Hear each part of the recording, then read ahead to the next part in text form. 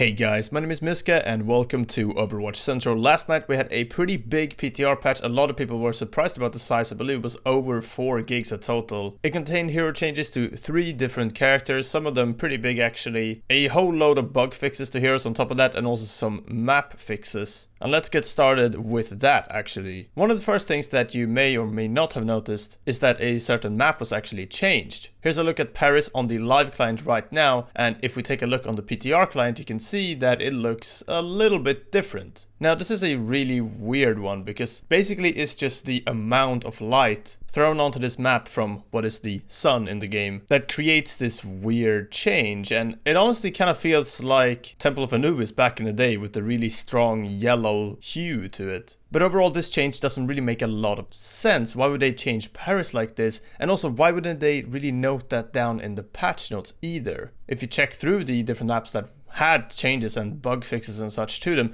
Paris is not listed there, and this makes a lot of people believe that this is something to do with the Archives event coming up and the potentially new mission and how it's probably set in Paris because of this. And honestly I would believe that myself. However, it could also be that it is just some weird change or bug or unintended thing, but we did see that way back in the day, for example with King's Row in 2017 when they changed that map a bit and said, oh, it's just some changes to lighting and stuff, but it turned out that that was the first Overwatch Archives event map. Blizzard haven't mentioned anything about Paris, but I did bring this up in a previous video, how something like this could happen on the PTR. And with this on the client, I feel like it's more than likely that it's something along these lines. Let me know what you think though. I was hoping for maybe another nighttime setting. This could even just be some weird lighting bug that has to do with testing out something like a night setting. But I think going with the theory that it is probably for the Archives event is the best one right now. Moving on, we have the hero changes. I'm gonna go over them very quickly here, and I want to actually begin with the big one. Reaper's kind of new ability, honestly. Shadow Step has been changed so much that all of a sudden it is actually useful. Previously, Shadow Step was kind of that Reaper ability that most of the time you'd press and you'd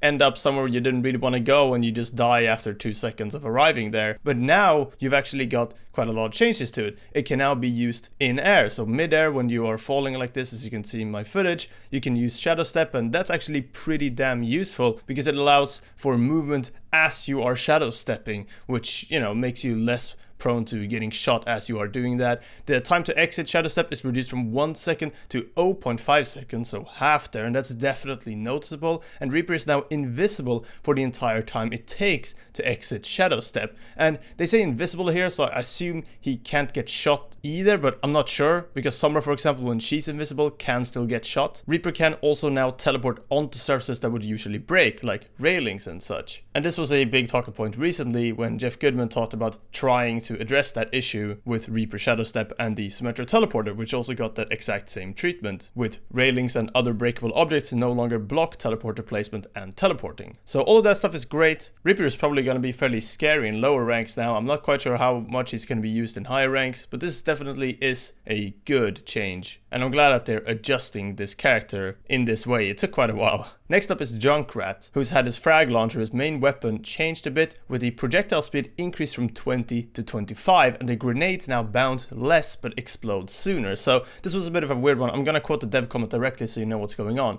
With this change, we're looking to slightly increase the range at which Junkrat can land direct hits. The speed of his bombs has increased, but we tuned it so this wouldn't affect the arc of his projectile. This means that aiming with it will feel the same. The grenades bounce less and explode sooner, which allow Junkrat to aim the more deliberately. This will reduce the amount of rolling grenade spam when playing against him. When I was trying out Junkrat for quite a bit more than just in the footage here, I didn't really feel like the nades didn't go where I want them to, but someone with maybe hundreds and hundreds of hours of Junkrat will probably feel the difference a little bit more. But another interesting kind of core change regardless, not just a buff or nerf with more or less damage, but rather a change to a very specific sort of mechanic that really affects the character, very much like Reaper, and I like these sort of changes. I hope we see more of them and more aggressive changes like this implemented into the game at a higher frequency. Definitely a good patch across the board, it seems. Let me know if you find anything else in here that wasn't documented in the patch notes. Finally, as well, I wanted to just include that the Philadelphia Fusion are actually building